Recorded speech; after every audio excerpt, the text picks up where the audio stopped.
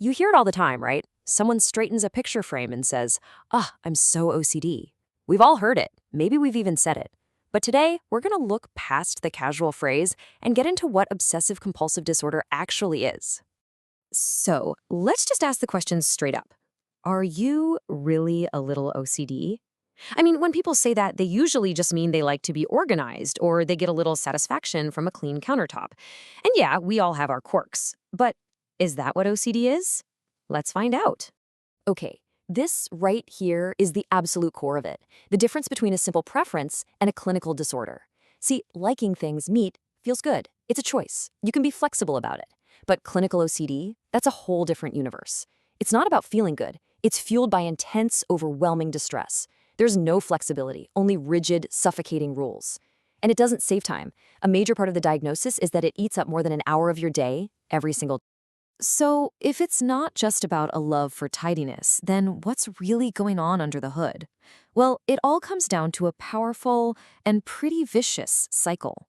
This is the engine of OCD. It all starts with step one, an intrusive thought, some unwanted random idea that just bursts into your mind. But for someone with OCD, that thought triggers step two, this massive wave of anxiety and distress. To escape that feeling, they feel an overwhelming urge to do something, anything. That's step three, the compulsive ritual. And here's the trap. Step four. For a brief moment, it works. They get temporary relief. But that relief just reinforces the whole loop, making it even stronger the next time around. So let's zoom in on that first step, the obsessions.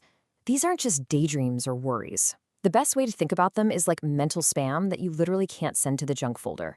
You know, we all get bizarre, random thoughts. The difference is, with OCD, the brain's alarm system goes haywire and flags that random thought as an urgent, terrifying threat.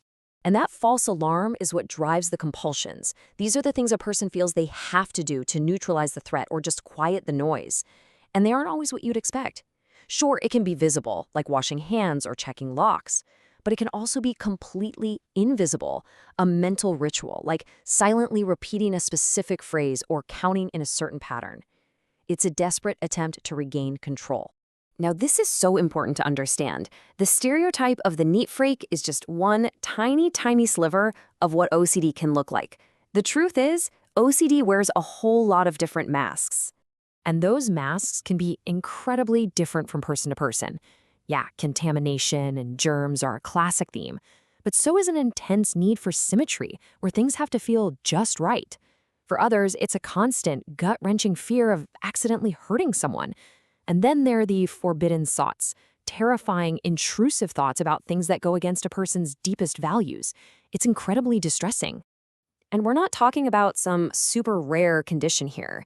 The data shows that about 2.3% of adults in the US will deal with OCD at some point. That's millions and millions of people. This is a real medical condition, not just a personality quirk. To make things even more complicated, OCD often brings friends to the party, and not the fun kind. In the medical world, this is called comorbidity, and it just means that OCD very rarely shows up by itself. And I mean, just look at these numbers. They're wild. A whopping 76% of people with OCD also have another anxiety disorder. 63% also have a mood disorder, like depression. When you look at it, only about a quarter of people have only OCD. It's usually part of a much bigger struggle. All right, to make sure we really get it, let's talk about the imposters, the conditions that look a little like OCD but are fundamentally different. It's easy to get them mixed up. Okay, let's clear this up. With OCD, the person is tortured by their own brain. They know the rituals don't make sense, but they feel powerless to stop. Then you have OCPD, obsessive-compulsive personality disorder. That's totally different.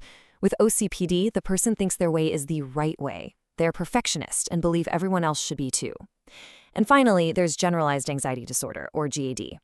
The worries there are about real-life stuff, like paying bills or job security, not the more bizarre, magical fears that often come with OCD.